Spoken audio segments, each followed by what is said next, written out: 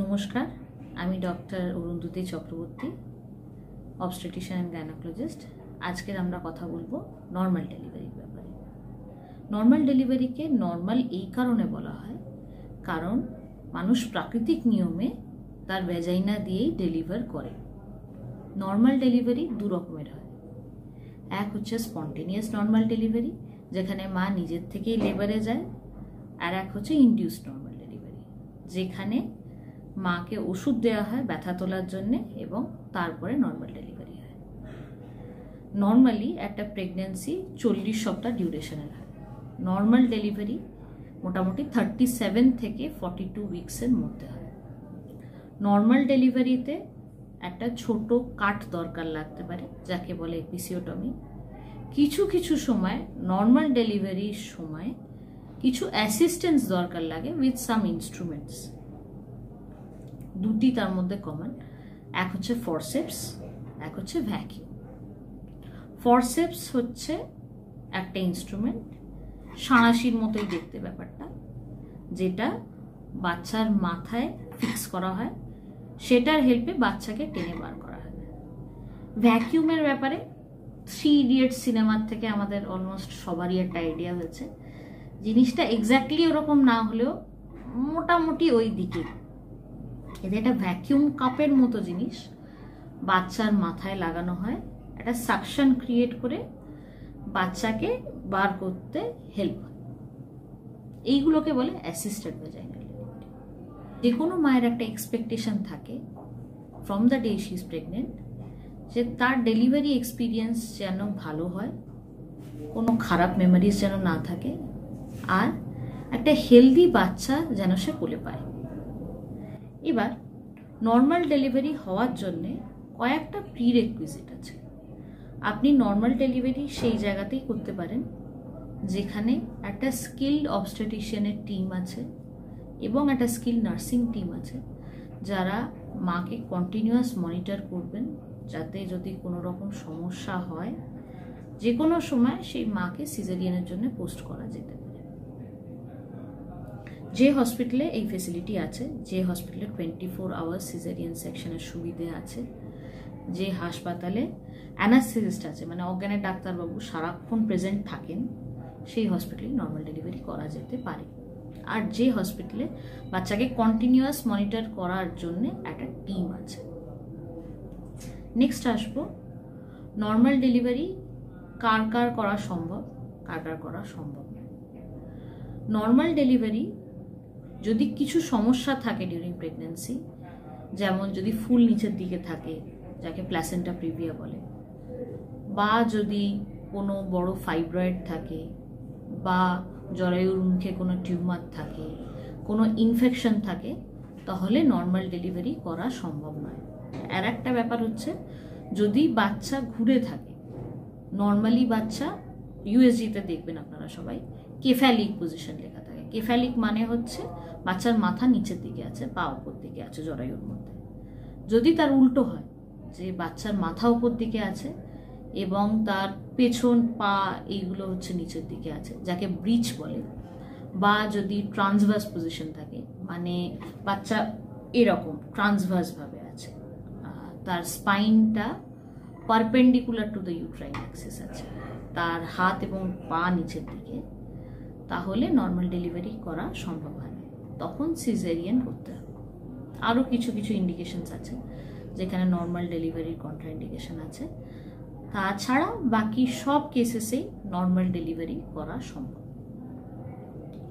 এরপরে আসবো normal delivery যদি কোনো মার প্ল্যান থাকে যে আমি নর্মাল ডেলিভারি করতে চাই, তাহলে তাকে right from the start of pregnancy কিছু জিনিসের খেয়াল রাখতে হবে। মায়ের ওজন যদি এক্সেসিভ ওয়েট গেইন হয়, তাহলে নর্মাল ডেলিভারি করা সম্ভব হয় না।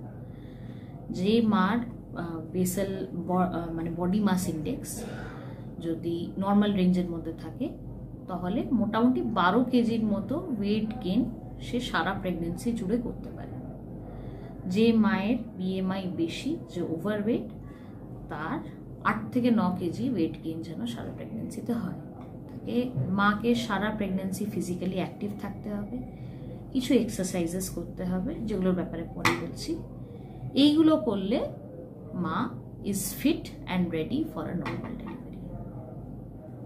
কি কি এক্সারসাইজ আপনি করতে পারেন? এক হচ্ছে উইথ অ্যাডভান্সমেন্ট অফ প্রেগনেন্সি আপনার পেলভিক মাস্কুলেচারকে স্ট্রং করার জন্য কিছু এক্সারসাইজ করা হয়, যেমন হাফ স্কোয়াটস করতে পারেন, বাটারফ্লাই করতে পারেন।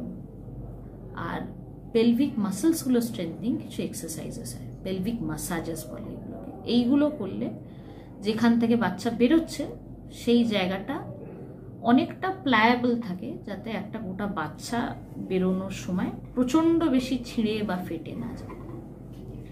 এরপর হচ্ছে নর্মাল ডেলিভারি করলে সুবিধে কি, সিজারিয়ানের থেকে সুবিধাটা কি? এক হচ্ছে নর্মাল ডেলিভারি অনেকটা ফিজিওলজিক্যাল, রিকভারি পিরিয়ড অনেক কম সিজারিয়ানের থেকে। আপনি একটা নর্মাল ডেলিভারি করলে মোটামুটি 1 সপ্তাহের মধ্যে you are ready to do everything which you are doing previously. সিজারিয়ানের ক্ষেত্রে 1.5 মাসের মতো একটা রিকভারি টাইমের দরকার হয়। সেকেন্ড হচ্ছে নর্মাল ডেলিভারি বাচ্চার জন্যও ফিজিওলজিক্যাল, কিছু চেস্ট ইনফেকশনস অ্যাভয়েড করা যায় নর্মাল ডেলিভারিতে। আর একটা জিনিস হচ্ছে মা অনেক তাড়াতাড়ি বাচ্চাকে ব্রেস্ট ফিড করানো শুরু করতে পারে নর্মাল ডেলিভারিতে, যেগুলো ল্যাকটেশন ল্যাচিংটা অনেক আগে স্টার্ট হয়ে যায়। মা নর্মাল ডেলিভারি করার সঙ্গে সঙ্গে বাচ্চাকে মার কাছে দিয়ে দেওয়া হয়, বাচ্চাকে ফার্স্ট ফিড মা তখনই দিতে পারে। তো বাচ্চার জন্যে যত তাড়াতাড়ি ব্রেস্ট ফিডিংটা স্টার্ট হয় বাচ্চার জন্য ততটা ভালো। এরপর আসবো নর্মাল ডেলিভারি আর সিজারিয়ানের মধ্যে। নর্মাল ডেলিভারি করার সময় কি কি প্রবলেমস আসতে পারে? এক হচ্ছে পেন, ব্যথা। অনেক মারাই জিজ্ঞেস করেন, ম্যাডাম আমি ব্যথা নিতে পারবো তো এতটা? এবার এইটা বুঝতে হবে যে লেবার ডিউরেশন 10 থেকে 12 ঘন্টা হলেও পুরো টাইমটা কিন্তু প্রচণ্ড ব্যথা থাকে না। লাস্ট 4-5 ঘন্টায় কিন্তু বেশ ভালো রকম ব্যথা থাকে। লেবার যখন স্টার্ট হয় একটা লেটেন্ট ফেজ থাকে, তারপরে একটা অ্যাক্টিভ ফেজ থাকে। লেটেন্ট ফেজ হচ্ছে আপনার জরায়ুর মুখ যতক্ষণ না 4 সেন্টিমিটার অবধি খুলছে সেটাকে লেটেন্ট ফেজ বলে। এই সময় ব্যথা বেশ অনেকক্ষণ পরপর আসে, যেমন 10 মিনিট পরপর হয়তো একটা ব্যথা এলো, সেই ব্যথাটা আপনার ওই 30 সেকেন্ডসের মতো ডিউরেশন হলো যখন লেটেন্ট ফেজ থাকে। আপনি যখন 4 সেন্টিমিটার ডাইলেটেড হয়ে গেছেন তারপর থেকেই ব্যথার ফ্রিকোয়েন্সি অ্যান্ড ডিউরেশন দুটো তখন বাড়ে। লাস্ট 1-2 ঘন্টা ব্যথা বেশ স্ট্রং হয় এবং লাস্ট ঘন্টাটায় একটা বিয়ারিং ডাউন এফার্ট থাকে, মানে আপনার ইউট্রাস বা জরায়ু নিজের থেকে চেষ্টা করে বাচ্চাকে পুশ আউট করা, এটাকে বিয়ারিং ডাউন এফার্ট বলে। এই সময়টা ভালো রকম ব্যথা হয়। তো এই ব্যথাগুলো কমানোর জন্য অনেক রকম মেথডস আছে। কিছু মেডিসিনস আছে যেগুলো আপনার যেটা আইভি ক্যানুলা করা হচ্ছে সেটার দ্বারা দেওয়া হয়। আর কিছু মেডিসিনস আছে যেটাকে এপিডিউরাল অ্যানালজেসিয়া বলে। আপনার পিঠে একটা ছোট্ট ক্যাথেটারের মতো জিনিস দেওয়া হবে, সেইটা দিয়ে ওষুধ দেওয়া হয়। এপিডিউরাল অ্যানালজেসিয়া দিলে অনেকটাই ব্যথা কম থাকে, অনেকটা টলারেবল জিনিসটা হয়। আর এপিডিউরাল অ্যানালজেসিয়া যে কোনো ভালো সেট আপে দেওয়া যেতে পারে। সেকেন্ড হচ্ছে যে আপনার ডেলিভারি যখন হচ্ছে তখন যদি বাই চান্স কোনো সময় কোনো রকম সমস্যা আসে, যেমন বাচ্চার হার্ট রেট যদি কোনো সময় ফল করছে বা লিভার ঠিক সেই রকমভাবে প্রোগ্রেস করছে না যে রেটে প্রোগ্রেস করার কথা, তখন আপনি নর্মাল ডেলিভারি থেকে সিজারিয়ানে কনভার্ট হতে পারছেন কিনা। যে কোনো ভালো সেট আপেই এটা হয়, যেখানেই 24 আওয়ার্স সিজারিয়ান সেকশনের ব্যবস্থা আছে, যেখানে অ্যানাস্থেসিস্ট আছেন, যেখানে পেডিয়াট্রিশিয়ান অ্যাভেলেবেল থাকেন, সেইখানেই নর্মাল ডেলিভারির এই সুবিধেগুলো আপনি পান। যাতে যদি হঠাৎ এমার্জেন্সি সিজারিয়ান দরকার হলো, বাচ্চার কোনো রকম সমস্যা হলো, বাচ্চাকে রিসাসিটেট করতে হলো, বাচ্চাকে অক্সিজেন দিতে হলো, সেই সব ফেসিলিটিগুলো যেখানে আছে সেখানে নর্মাল ডেলিভারি করানো যেতে পারে। থার্ড হচ্ছে নর্মাল ডেলিভারির সময় কি কি সমস্যা হতে পারে। এক তো যেটার কথা বললাম যে আপনার লিভার প্রোগ্রেস সেই রকমভাবে না হতে পারে, বাচ্চার কিছু প্রবলেম হতে পারে যার জন্য আপনার সিজারিয়ান সেকশন করা দরকার হতে পারে।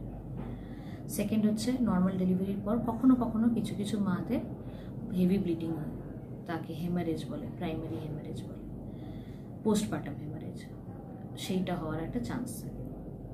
আর কিছু মাদের নর্মাল ডেলিভারির সময় যে জায়গাটা ফেটে যায় বা এ হয় তার জন্যে পরে ইউরিন করতে পটি করতে একটু ব্যথা পেন অনুভব করতে পারেন। দ্যাট ডিপেন্ডস অন কতটা ইনজুরি হয়েছে ডিউরিং ডেলিভারি, কতটা বড় বাচ্চা ছিল সেইটার উপরে। এবার এই অ্যাসেসমেন্টগুলো জেনারেলি আপনার অবস্টেটিশিয়ান আপনার লাস্টের দিকে, প্রেগনেন্সি লাস্ট 3-4 সপ্তাহ যখন বাকি থাকে, আপনার বেবি অ্যাকচুয়ালি আপনার নর্মাল বার্থ প্যাসেজ দিয়ে বেরোতে পারবে কিনা এই অ্যাসেসমেন্টটা অবস্টেটিশিয়ান জেনারেলি করে থাকে। তো যাদের যাদের নর্মাল ডেলিভারির জন্যে the passage is ready, the বাচ্চা ইজ নট খুব বড়, তাদেরকেই নর্মাল ডেলিভারি সাজেস্ট করা হয়। নর্মাল ডেলিভারিজ রিগার্ডিং আশা করছি আপনাদের যা যা কোয়ারিজ থাকে এইগুলো আনসার করতে পেরেছি। যদি আরও কোনো কোয়ারিজ থাকে, ফিল ফ্রি টু কনসাল্ট।